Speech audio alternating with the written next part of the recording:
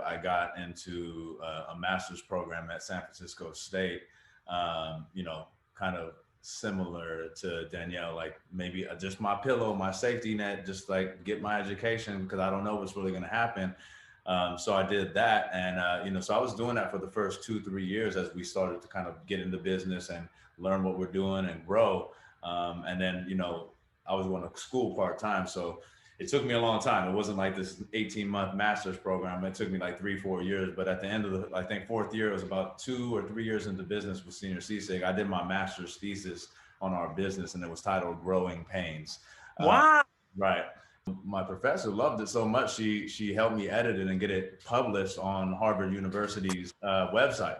So it's downloadable for like I think $10 or something like that. But you know, students around the world in business programs have been able to use that as an educational tool, which is one of my proud moments. About the growing pains of the first 3 years, when we in 3 years we went from one truck to three food trucks.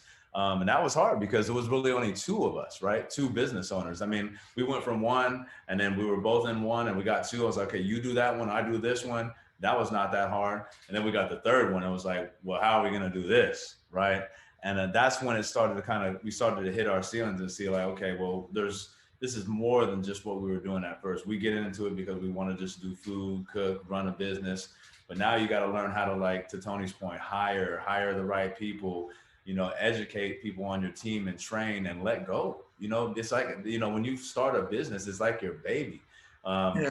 So to Danielle, I mean, like, you know, yeah, I have a kid too. And it's just like, as they grow, you know, at some point you got to let them walk. At some point you got to let them leave the house. And that's kind of what happens to your business as it grows. And around the third year, kind of had to say, okay, well, especially me, because I was like kind of more from the business side of it, like, okay, if we want to go any more further than we are right now, we have to learn how to kind of let go a little bit of our business and let people do some of the other parts of the business. And so really just looking in the mirror and identifying, okay, with your 40 to 60 to maybe 80 hours a week that you can commit, what do you want to do? Where are your strengths at? And then what is everything else that needs to be done that you have to go hire out, but you have to let go. And so, you know, that was kind of the ceiling we were bumping our heads on around year 3. And I wrote that thesis, and it was a time for me to really sit down and step back and look at the business. And that from that, it was a blessing because I was able to kind of take that and then apply it. And then we kind of just blew up from there.